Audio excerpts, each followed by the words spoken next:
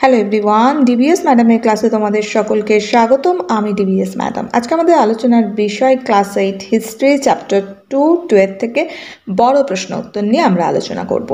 সবার প্রথমের প্রশ্ন বলছে বাংলার দ্বৈত শাসন ব্যবস্থা সম্পর্কে আলোচনা করো। এখানে বলছে বাংলার দ্বৈত শাসন ব্যবস্থার প্রবর্তক ছিলেন লর্ড ক্লাইভ। 1765 খ্রিস্টাব্দে ইংরেজ ইস্ট ইন্ডিয়া কোম্পানি মুঘল সম্রাট দ্বিতীয় শাহ আলমের কাছ থেকে বাংলা প্রদেশের দেওয়ানি লাভ করার ফলে বাংলায় যে নতুন শাসন ব্যবস্থার সূচনা হয় তাকে দ্বৈত শাসন ব্যবস্থা বলা হয়। আমি অলরেডি এই চ্যাপ্টারটা বুঝিয়ে দিয়েছি, প্রতিটা প্রশ্ন কিভাবে আনসার করবে আমি অলরেডি বুঝিয়ে দিয়েছি। যদি বুঝতে অসুবিধা হয় বোঝাটা দেখে নেবে, ঠিক আছে? প্লেলিস্ট ভিজিট করবে, পেয়ে যাবে। নেক্সট পয়েন্ট লিখবো দ্বৈত বা দ্বিকেন্দ্রিক শাসন। এই পয়েন্টে লিখবো মুঘল আমলে প্রাদেশিক প্রশাসনের দুটি প্রধান বিভাগ হলো নিজামত বা রাজ্যের আইন শৃঙ্খলার দায়িত্ব এবং দেওয়ানি বা রাজস্ব সংক্রান্ত অধিকার। ওকে, তাহলে আমরা সবার প্রথমে লিখবো দুটো কী কী পেলাম না, নিজামত বা রাজ্যের আইন শৃঙ্খলা সম্পর্কে দায়িত্ব এবং দেওয়ানি বা রাজস্ব সংক্রান্ত অধিকার। এবার এর মধ্যে আমরা রাজস্ব সংক্রান্ত অধিকারে লিখব দ্বৈত শাসন ব্যবস্থা বাংলার নবাবের হাতে ছিল নিজামত বা রাজ্যের আইন শৃঙ্খলা রক্ষার দায়িত্ব ও কোম্পানির হাতে ছিল দেওয়ানি বা রাজস্ব সংক্রান্ত অধিকার। কিন্তু প্রকৃতপক্ষে নবাবের প্রচুর দায়িত্ব থাকলেও তার কোনো ক্ষমতা ছিল না। অপরপক্ষে কোম্পানির প্রচুর ক্ষমতা ছিল অথচ কোনো দায়িত্ব ছিল না। নেক্সট লিখব হচ্ছে প্রবর্তনের কারণ। এখানে লিখব বাংলায় ইস্ট ইন্ডিয়া কোম্পানি দ্বৈত শাসন ব্যবস্থার প্রবর্তনের কারণ হলো বাংলার প্রশাসনিক বিষয়ে ইংরেজদের অনভিজ্ঞতা। বাংলার অর্থ বা রাজস্ব শোষণ করাই ছিল ইংরেজদের মূল লক্ষ্য। ফলাফলে লিখব আর্থিক শোষণ। এই পয়েন্টে লিখব বাংলায় কোম্পানি আর্থিক শোষণ চরম আকার ধারণ করে। 1764 থেকে 65 খ্রিস্টাব্দে রাজস্ব আদায় হয়েছিল 1,13,00,000 টাকা এবং 1765 খ্রিস্টাব্দে দেওয়ানি লাভের পর কোম্পানির আদায় করেছিল 2,20,00,000 টাকা। 76 মন্বন্তর। এই পয়েন্টটা দেব দ্বৈত শাসন ব্যবস্থায় কোম্পানির শোষণের ফলে বাংলায় 1770 খ্রিস্টাব্দে 76 মন্বন্তর সৃষ্টি হয়। এতে বাংলায় 1/3 লোক অনাহারে প্রাণত্যাগ করে। শেষ পর্যন্ত বাংলার গভর্নর ওয়ারেন হেস্টিংস 1772 খ্রিস্টাব্দে দ্বৈত শাসন ব্যবস্থার অবসান ঘটিয়েছিল। সমালোচনা। এই পয়েন্টে আমরা দেব অনেকে ইংরেজ ও নবাবদের এই শাসন ব্যবস্থাকে দ্বৈত শাসন ব্যবস্থা বলতে রাজি নন, কারণ তখন বাংলায় নবাবের হাতে কোনো ক্ষমতা ছিল না। প্রকৃতপক্ষে সমস্ত ক্ষমতার অধিকারী ছিল ইংরেজ ইস্ট ইন্ডিয়া কোম্পানি। তাই একে অনেকে মুখোশ ঢাকার শাসন ব্যবস্থা বলে অভিহিত করে। ওকে, নেক্সট প্রশ্ন,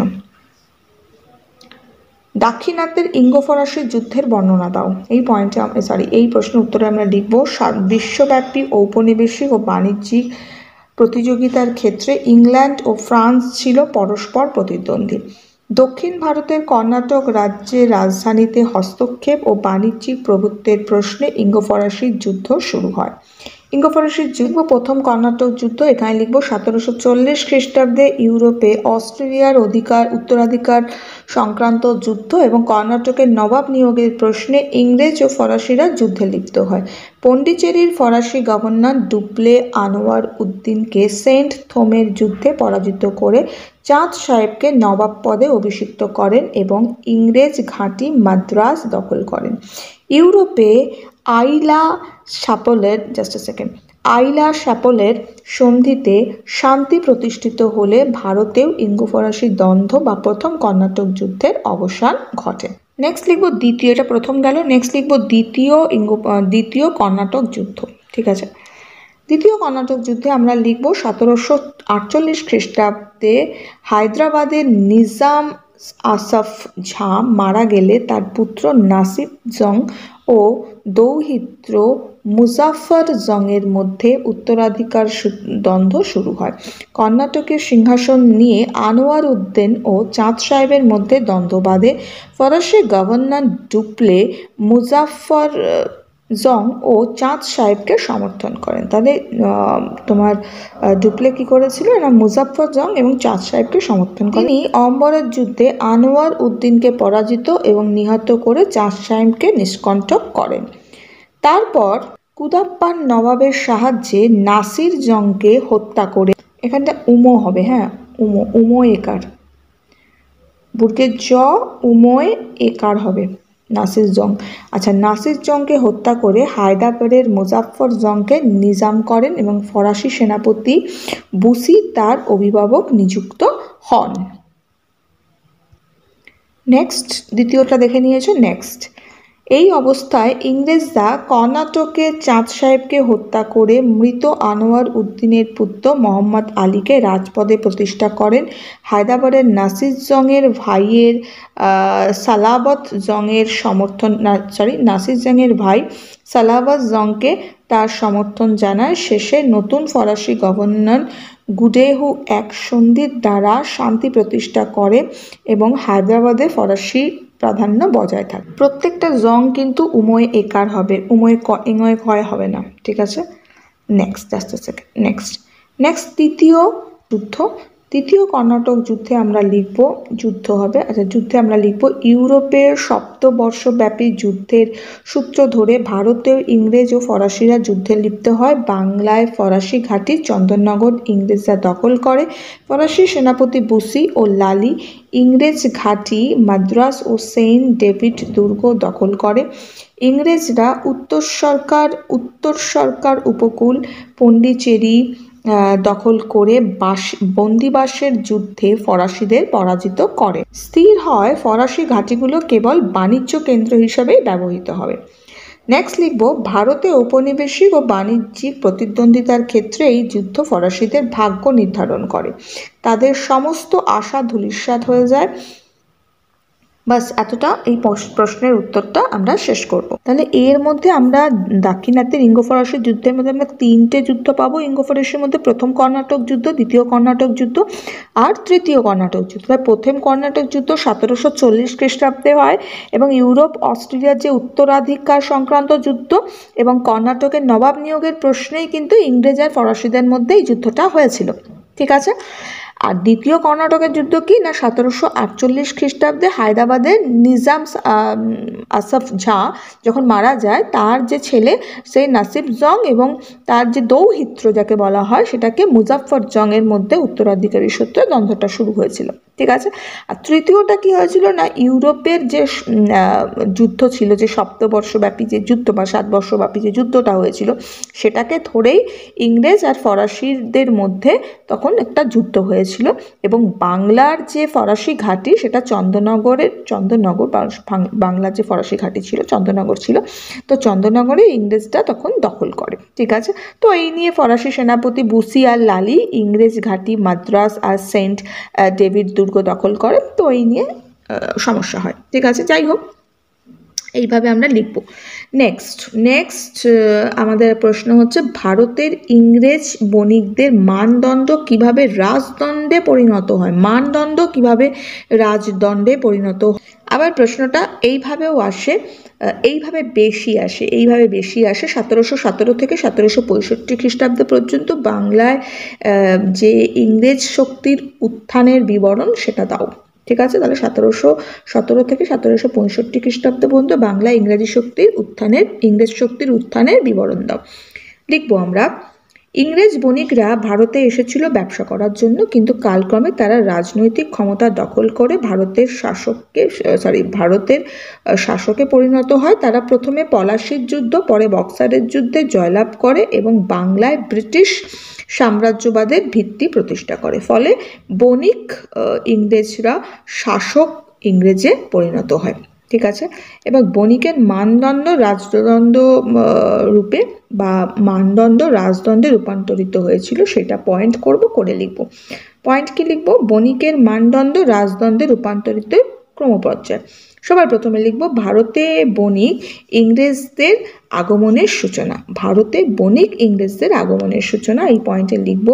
রানী এলিজাবেথের রাজত্বকালে 1600 খ্রিস্টাব্দে 31শে ডিসেম্বর লন্ডনে ব্রিটিশ ইস্ট ইন্ডিয়া কোম্পানি প্রতিষ্ঠিত হয়। 1608 খ্রিস্টাব্দে ইংরেজরা রাজা প্রথম জেমসের সুপারিশপত্র নিয়ে ক্যাপ্টেন হকিন্স মুঘল সম্রাট জাহাঙ্গীরের দরবারে আসেন। জাহাঙ্গীরের কাছ থেকে ইংরেজ কোম্পানির জন্য সুরাটে একটি বাণিজ্য কুঠি স্থাপনের অধিকার লাভ করে হকিন্স। 1615 খ্রিস্টাব্দে ইংরেজ দূত স্যার টমাস রো ভারতে এসে সুরাট, আগ্রা সহ অনেকগুলো স্থানে বাণিজ্য কুঠি স্থাপন করে। ঠিক আছে, নেক্সট হচ্ছে ফারুকশিয়রের ফরমান। এই ফারুকশিয়রের ফরমানটা বড় করেও প্রশ্নে আসে, খুবই ইম্পর্ট্যান্ট এটা আমি আলাদা করে প্রশ্ন দিয়ে দেবো। আচ্ছা, ফারুকশিয়রের ফরমান লাভ, এখানে লিখব এরপর ইংরেজরা মুঘল সম্রাট ফারুকশিয়রের কাছে সুরম্যানের নেতৃত্বে একটি প্রতিনিধি দল পাঠান। তাদের উদ্দেশ্য ছিল বাংলায় ব্যবসা বাণিজ্যে বিশেষ সুযোগ সুবিধা লাভ করা। মুঘল সম্রাট ফারুকশিয়র 1717 খ্রিস্টাব্দে কোম্পানির অনুকূলে একটি ফরমান জারি করে বাংলায় ইংরেজদের বিনা শুল্কে বাণিজ্য করার অধিকার সহ দস্তক প্রদান করেন। ঠিক আছে, পলাশীর যুদ্ধের জয়। এই পলাশীর যুদ্ধের জয় পয়েন্টে লিখব ক্রমে ইংরেজ ইস্ট ইন্ডিয়া কোম্পানির বাংলার নবাব সিরাজউদ্দৌলাকে পলাশীর যুদ্ধে পরাজিত করে। পরে ইংরেজরা বাংলার নবাব পদে মির্জাফরকে বসালেও তারাই বাংলার প্রকৃত শাসনকর্তা হয়ে ওঠে। মানে মির্জাফর ছিল লাইক তাদের হাতে পুতুল আর কি। আচ্ছা, বণিক ইংরেজরা বাংলার রাজনৈতিক ক্ষমতার নিয়ন্ত্রক হয়ে ওঠে।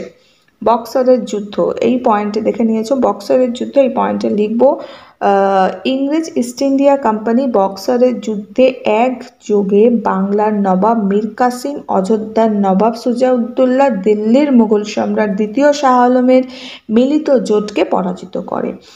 বক্সারের যুদ্ধে জয়লাভের ফলে ইংরেজদের ক্ষমতা বাংলায় ছাড়িয়ে দিল্লি পর্যন্ত বিস্তৃত হয়।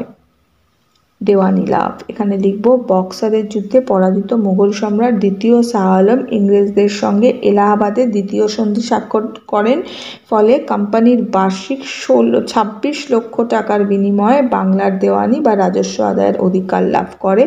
বাংলার রাজস্বের উপর ইংরেজ কোম্পানির আইনগত কর্তৃত্ব প্রতিষ্ঠিত হয়।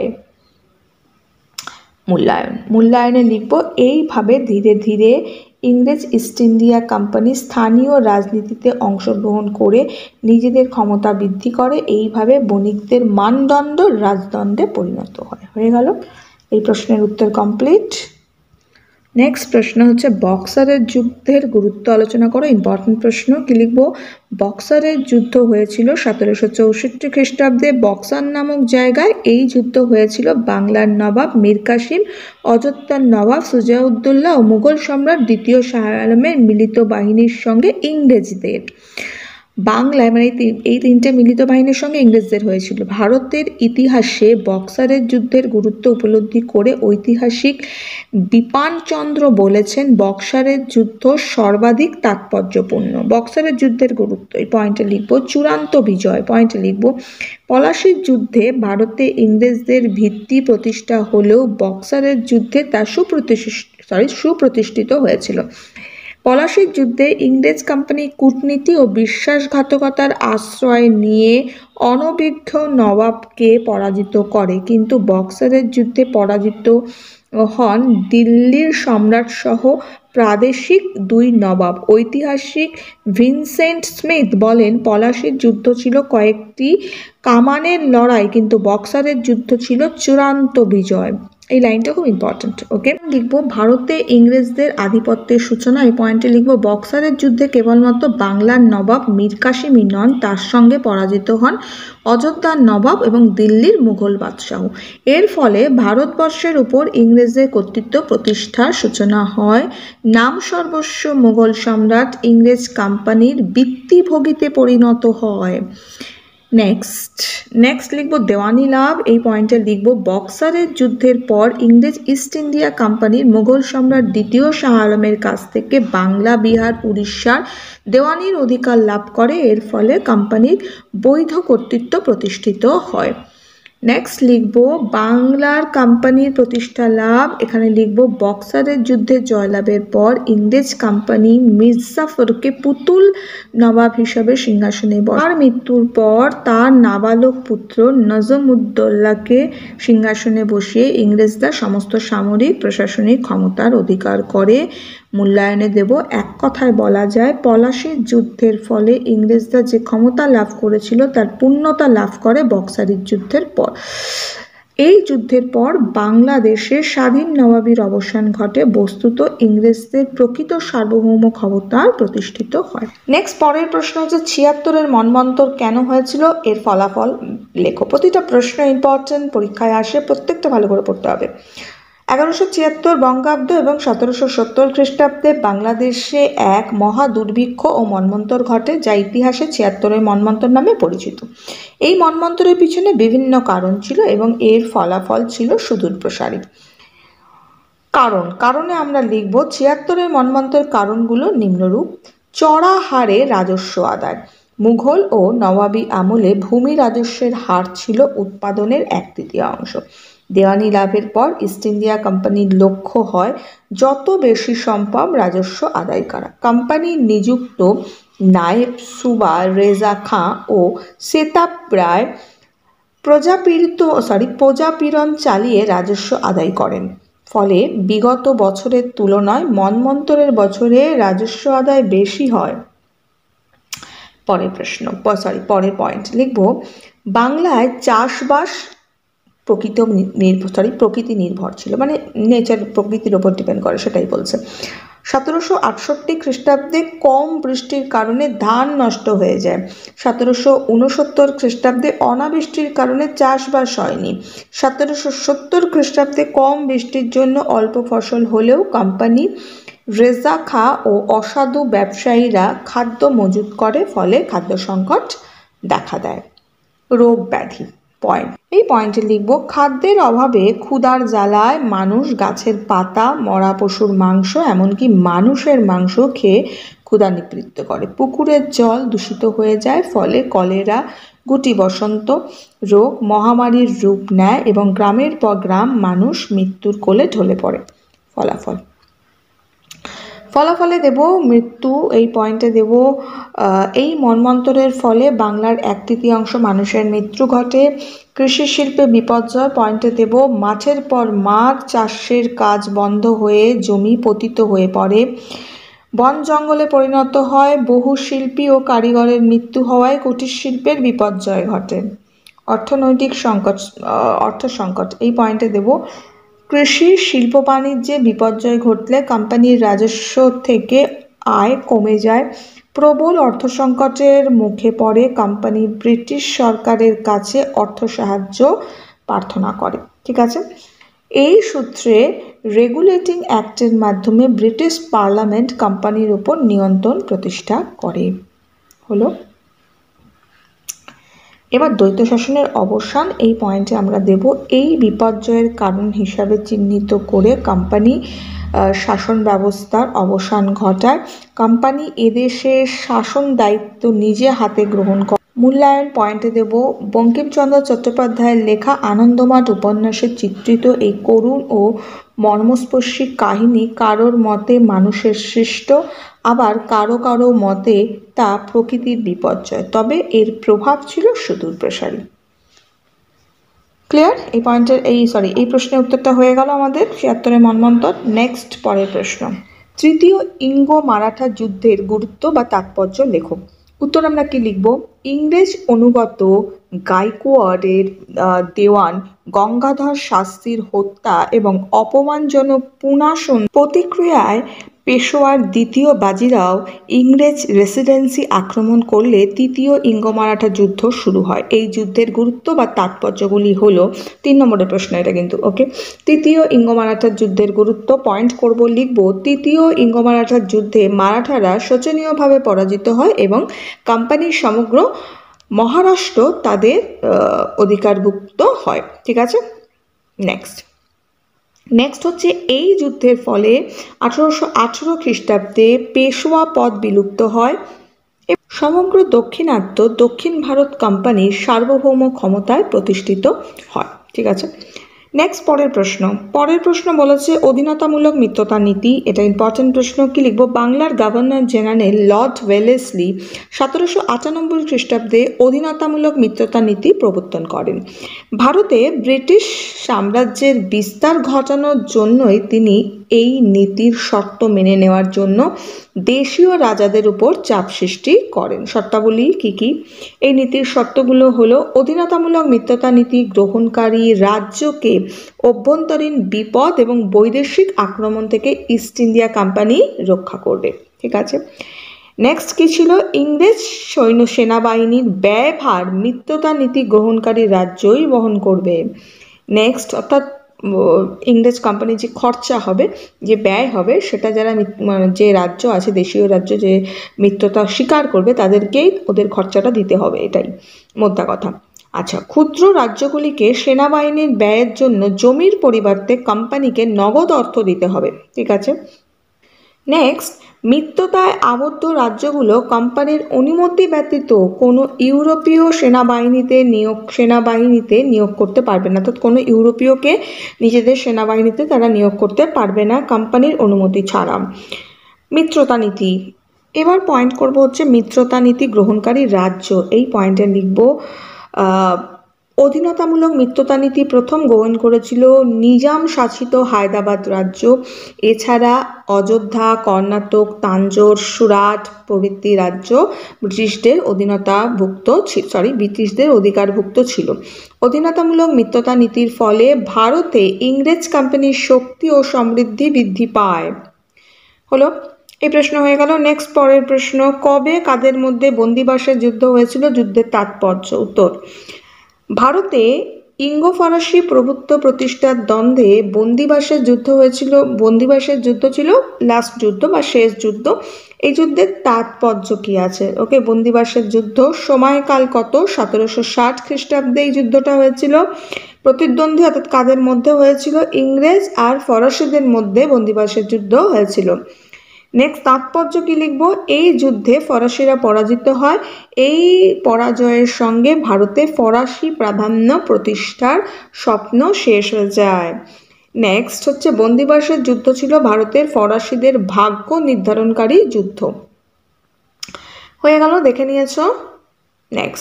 নেক্সট হচ্ছে রঙ্গপত্তমের সন্ধি টিপুর কাছে কেন অপমানজনক ছিল?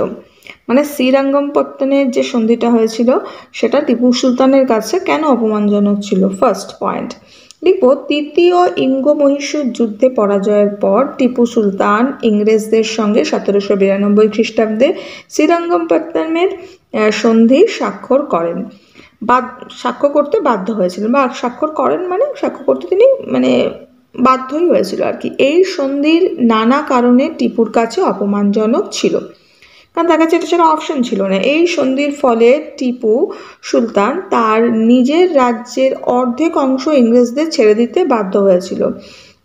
যুদ্ধের ক্ষতিপূরণ বাবদ 3,30,00,000 টাকা এবং জামিন হিসাবে টিপু সুলতান তার 2 পুত্রকে ইংরেজদের হাতে তুলে দেন। নেক্সট, এই সকল কারণে শ্রীরঙ্গপত্তমের সন্ধি টিপুর কাছে অপমানজনক বলে মনে হয়েছিল। ওকে,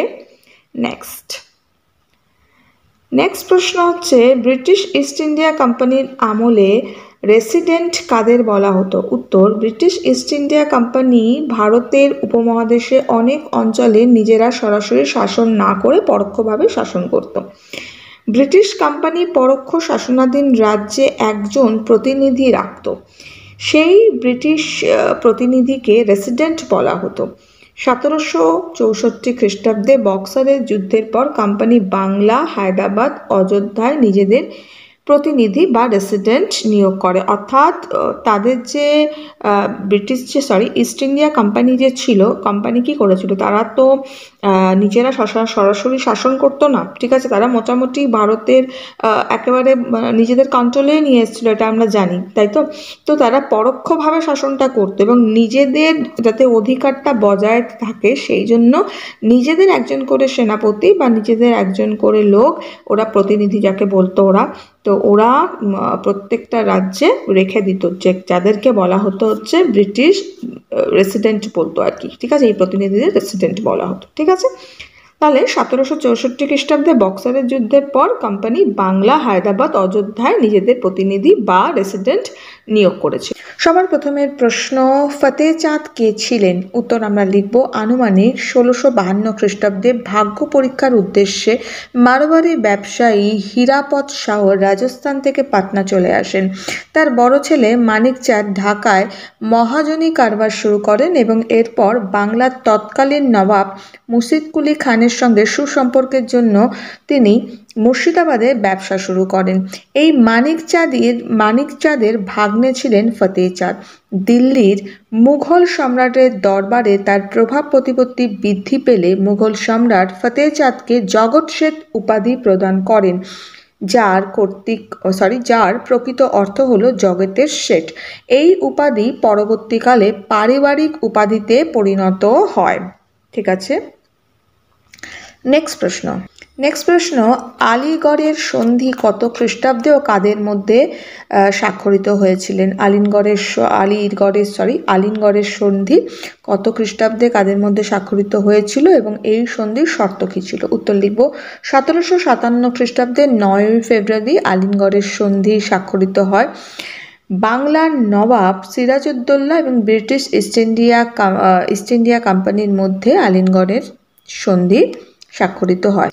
সন্ধির শর্তে আমরা লিখব আলিগড়ের সন্ধিতে সিরাজউদ্দৌলা ইংরেজ কোম্পানির প্রায় সব শর্তই মেনে নেয়। এই সন্ধির অন্যতম দুটো শর্ত আমরা লিখব, এক হচ্ছে বাংলায় ইংরেজরা বিনা শুল্কে, অর্থাৎ কোনো শুল্ক না দিয়ে, কর না দিয়ে, যাকে বলতে পারি, বাণিজ্য করতে পারবে। আর দ্বিতীয় হচ্ছে কোম্পানি কলকাতায় দুর্গ এবং টাকশাল নির্মাণ করবে, ঠিক আছে, টাকশাল যাকে বলা হয়।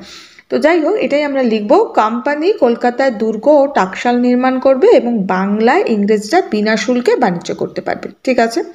নেক্সট প্রশ্ন, জগৎ শেঠ কারা অথবা 18 শতকের মধ্যভাগে জগৎ শেঠরা ছিলেন বাংলার ভাগ্য নিয়ন্ত্রক? ব্যাখ্যা করো। এই প্রশ্নটা খুব আসে পরীক্ষায় কিন্তু, হ্যাঁ। উত্তর আমরা লিখব বাংলাদেশের ব্যাংকার ছিল জগৎ শেঠ পরিবার। প্রভাব খাটিয়ে তারা বাংলার রাজনীতি নিয়ন্ত্রণ করতেন। এবার ভাগ্য নিয়ন্ত্রক হিসেবে জগৎ শেঠ, এখানে আমরা পয়েন্ট করে এই পয়েন্টের মধ্যে পয়েন্ট করে লিখব। যেমন জগৎ শেঠ সম্বন্ধে আমরা লিখব একজন কি ছিল না, একদা রাজস্থানের ব্যবসায়ী হীরাপদ শাহের পুত্র মানিকচন্দ তেজারতি কারবারে ধনী হয়ে ওঠেন। তার ভাগ্নে ফতেহ চাঁদ এই ব্যবসায়ে আরও উন্নতি করেন, ফলে মুঘল সম্রাট তাকে জগৎ শেঠ উপাধি দেন। ওকে, এবার আর্থিক সমৃদ্ধিতে আমরা দেব জগৎ শেঠ পরিবারের টাকশাল, তেজারতি ও হুন্ডির ব্যবসা ছিল। তারা দেশি বিদেশি বণিক ও প্রয়োজনে নবাবকে টাকা ধার দিতেন। নেক্সট, রাজনৈতিক প্রভাবে আমরা দেব আর্থিক সম্পর্কের সূত্রে ধনী ও সমাজের উঁচুতলার ব্যক্তিদের সঙ্গে তাদের সম্পর্ক ছিল, ফলে তারা রাজনীতিতে প্রভাব বিস্তার করে। সিরাজ বিরোধী ষড়যন্ত্রে তাদের ভূমিকা ছিল গুরুত্বপূর্ণ। বেশ কিছু বাণিজ্যিক অধিকার প্রদান করেন ও সেখানে বলা হয় বছরের মাত্র 3000 টাকার বিনিময়ে ইস্ট ইন্ডিয়া কোম্পানি বিনা শুল্কে বাংলায় বাণিজ্য করতে পারবে। তো লিখব ব্রিটিশ ইস্ট ইন্ডিয়া কোম্পানি এই বাণিজ্যিক সুবিধা লাভ বাংলায় কোম্পানির রাজনৈতিক এবং অর্থনৈতিক কর্তৃত্ব বহুলাংশে বৃদ্ধি পায়। কোম্পানির এই গুরুত্বপূর্ণ সুবিধা লাভের বিষয়টি ইংল্যান্ডের ম্যাগনা কার্টা বা মহাসনদের অনুকরণে কোম্পানির ম্যাগনা কার্টা বা মহাসনদ বলে পরিচিত। নেক্সট প্রশ্ন, অন্ধকূপ হত্যা বলতে কি বোঝো? যে প্রশ্নগুলো দিয়েছি প্রত্যেকটা ইম্পর্টেন্ট প্রশ্ন, ভালো করে পড়বে। উত্তর লিখব, ইংরেজ কর্মচারী হলওয়েলের বিবরণ থেকে জানা যায় যে নবাবের ফোর্ট উইলিয়াম দখলের পর নবাব বাহিনীর হাতে কোম্পানির 146 জন কর্মচারী বন্দী হয়েছিল। ওই রাতে 18 ফুট লম্বা এবং 14 ফুট 10 ইঞ্চি চওড়া একটি কক্ষে বন্দীদের রাখা হয়েছিল। পরদিন সকালে তাদের মধ্যে 123 জন মারা যান। এই ঘটনা অন্ধকূপ হত্যা নামে পরিচিত। তবে ঐতিহাসিকগণ এই ঘটনার সত্যতা সম্পর্কে সন্দেহ প্রকাশ করেন। ওকে, নেক্সট প্রশ্ন, বক্সারের যুদ্ধ কত খ্রিস্টাব্দে ও কাদের মধ্যে হয়েছিল? উত্তর লিখব, বক্সারের যুদ্ধ হয়েছিল 1764 খ্রিস্টাব্দে। এটা কবে হয়েছে, মানে কত খ্রিস্টাব্দে হয়েছিল দিলাম, এবং কাদের মধ্যে এটা কি লিখব? এই যুদ্ধ হয়েছিল বাংলার নবাব মীর কাসিম, অযোধ্যার নবাব সুজা-উদ-দৌলা ও মুঘল সম্রাট দ্বিতীয় শাহ আলমের মিলিত বাহিনীর সঙ্গে ইংরেজ ইস্ট ইন্ডিয়া কোম্পানির। ক্লিয়ার? ইংরেজ ইস্ট ইন্ডিয়া কোম্পানির পূর্ববর্তী নবাব মির্জাফরকে সরিয়ে মীর কাসিমকে বাংলার সিংহাসনে বসান, কিন্তু সিংহাসনে আরোহণের পর মীর কাসিম স্বাধীনভাবে রাজত্ব পরিচালনা করতে চাইলে ইংরেজদের সঙ্গে তার বিরোধ বাধে ও বক্সারে যুদ্ধ হয়। ঠিক আছে, এটা কিন্তু ছোট আনসারে, কিন্তু 3 নম্বরের আনসার এগুলো। বড় প্রশ্নে কিন্তু আরো বড় করে আমাদের লিখতে হবে, এবং বড় প্রশ্নে যখন দিচ্ছি তখন আমি দিয়ে দেবো। নেক্সট প্রশ্ন, পলাশীর লুণ্ঠন কাকে বলে? উত্তর লিখব, 1757 খ্রিস্টাব্দে পলাশীর যুদ্ধে ব্রিটিশ কোম্পানি জয়লাভ করে। ইংরেজরা সিরাজউদ্দৌলাকে সরিয়ে মির্জাফরকে বাংলার নবাব পদে বসান। পলাশীর যুদ্ধের পর ব্রিটিশ কোম্পানি বিভিন্নভাবে নবাব মির্জাফরের কাছ থেকে প্রচুর অর্থ আদায় করে। রবার্ট ক্লাইভ সহ কোম্পানির উচ্চপদস্থ কর্মচারীরাও ব্যক্তিগতভাবে প্রচুর অর্থ নেয়। কোম্পানির পক্ষ থেকে প্রচুর অর্থ লুণ্ঠন করে ব্রিটেনে পাঠিয়ে দেওয়া হয়। সব মিলিয়ে প্রায় 3 কোটি টাকার সম্পদ ইংরেজরা আদায় করে তখনের সময়। পলাশীর যুদ্ধের পর মির্জাফরের কাছ থেকে ইংরেজদের অর্থ আত্মসাৎকেই বলা হয় পলাশীর লুণ্ঠন। হলো। নেক্সট প্রশ্ন, পলাশীর যুদ্ধ ও বক্সারের যুদ্ধের তুলনামূলক আলোচনা। এটা লিখব, ভারতবর্ষে ব্রিটিশ আধিপত্য বিস্তারের ইতিহাসে পলাশীর যুদ্ধ ও বক্সারের যুদ্ধ ছিল বিশেষ গুরুত্বপূর্ণ। সাদৃশ্য এখানে আমরা লিখব, পলাশী ও বক্সারের যুদ্ধের ফলে ব্রিটিশ ইস্ট ইন্ডিয়া কোম্পানি বাংলায় ব্যবসা বাণিজ্য একচেটিয়া অধিকার বৃদ্ধি পায় এবং নবাবের সার্বভৌম ক্ষমতায় তারা হস্তক্ষেপ করতে থাকে। বৈসাদৃশ্যে লিখব, পলাশীর যুদ্ধে কেবলমাত্র বাংলার নবাব পরাজিত হয় ও এই যুদ্ধ শুধুমাত্র বাংলায় সীমাবদ্ধ ছিল। অন্যদিকে বক্সারের যুদ্ধ মুঘল সম্রাট দ্বিতীয় শাহ আলম পরাজিত হওয়ায় দিল্লির সার্বভৌম ক্ষমতা বিনষ্ট হয়। নেক্সট লিখব, পলাশীর যুদ্ধের পরেও বাংলার নবাবের হাতে কিছু রাজনৈতিক ও প্রশাসনিক দায়িত্ব ছিল, কিন্তু বক্সারের যুদ্ধের পর সমস্ত ক্ষমতা ব্রিটিশ কোম্পানির হাতে চলে যায় ও বাংলার নবাব তাদের হাতের পুতুলে পরিণত হয়। নেক্সট, পলাশীর যুদ্ধ ছিল একটি খণ্ডযুদ্ধ, কিন্তু বক্সারের যুদ্ধ ছিল এক পূর্ণমাত্রায় যুদ্ধ। হলো, এতটা লিখবো তাহলেই হবে। নেক্সট প্রশ্ন, বক্সারের যুদ্ধের ফল কি হয়েছিল? উত্তর লিখব, বক্সারের যুদ্ধের ফলাফল বলে পয়েন্ট করে লিখব। ছোট প্রশ্নে এটা কিন্তু। বক্সারের যুদ্ধে জয়লাভের ফলে বাংলায় ইংরেজ ঔপনিবেশিক শাসন পাকাপোক্ত হয়। অযোধ্যার নবাব অপমানজনক শর্তে ইংরেজদের মিত্রতা লাভ করে। মুঘল সম্রাট কোম্পানির দেওয়া বৃত্তি লাভ করে সন্তুষ্ট থাকেন। উত্তর ভারতে ইংরেজ শাসন প্রতিষ্ঠার পথ পরিষ্কার হয়। এবং নেক্সট পয়েন্ট দেব, ইংরেজরা বাংলায় যথেষ্ট লুটরাজ চালাতো। মির্জাফরকে আবার নবাবের পদে বসানো হয় বটে, কিন্তু তিনি একটি জীবন্ত পুতুল ছাড়া আর কিছুই ছিল না। বাংলার এই গুরুত্বপূর্ণ রাজনৈতিক পট পরিবর্তন পরিপ্রেক্ষিতে ইংল্যান্ডের কোম্পানি কর্তৃপক্ষ ক্লাইভকে আবার দ্বিতীয়বারের জন্য ভারতে পাঠায় ইংরেজ আধিপত্যকে পাকাপোক্ত ভিতের উপর প্রতিষ্ঠা করার জন্য। ক্লাইভের শাসনটা আমরা জানি খুবই ভয়ঙ্কর বলতে পারি, তো যাই হোক এটা এইভাবে লিখব। নেক্সট প্রশ্ন, দেওয়ানি লাভের দ্বারা কিভাবে অর্থনৈতিক স্বার্থ ও রাজনৈতিক ক্ষমতা কোম্পানি হস্তগত হয়েছিল? উত্তর, 1765 খ্রিস্টাব্দে British east India company Bangla, Bihar, উড়িষ্যার দেওয়ানি অধিকার লাভের মধ্য দিয়ে বাংলার রাজনৈতিক অর্থনৈতিক কর্তৃত্ব সুদৃঢ় করে। কোম্পানির রাজনৈতিক ক্ষমতা প্রতিষ্ঠা, এটা একটা পয়েন্ট করে লিখব। বাংলা, বিহার, উড়িষ্যার রাজস্ব আদায়ের অধিকার লাভের ফলে বাংলা তথা ভারতে ব্রিটিশ ইস্ট ইন্ডিয়া কোম্পানির প্রভাব প্রতিপত্তি অন্যান্য ইউরোপীয় কোম্পানিগুলোর তুলনায় অনেক বেড়ে যায়। কোম্পানি দায়িত্বহীন অর্থনৈতিক ক্ষমতা ও বাংলার নবাব ক্ষমতাহীন দায়িত্বের অধিকারী হয়ে ওঠে। প্রকৃতপক্ষে কোম্পানির বাণিজ্যিক প্রতিষ্ঠান থেকে রাজনৈতিক প্রতিষ্ঠানে কোম্পানি পরিণত হয়েছিল। ওকে, নেক্সট, কোম্পানির অর্থনৈতিক ক্ষমতা লাভ, এখানে লিখব দেওয়ানি লাভ, অর্থাৎ বাংলা, বিহার, উড়িষ্যার রাজস্ব আদায়ের অধিকার লাভের ফলে কোম্পানির আর্থিক সমৃদ্ধি বৃদ্ধি পায়। এভাবে দেওয়ানি লাভের মধ্য দিয়ে ভারতবর্ষ তথা বাংলায় কোম্পানির রাজনৈতিক অর্থনৈতিক ক্ষমতা বিস্তারের পথ প্রসারিত হয়। ওকে, প্রশ্নগুলো দিলাম, এগুলো ভালো করে পড়ো। দেখা হচ্ছে নেক্সট ভিডিওতে, আরও কিছু প্রশ্ন উত্তর নিয়ে আলোচনা করব।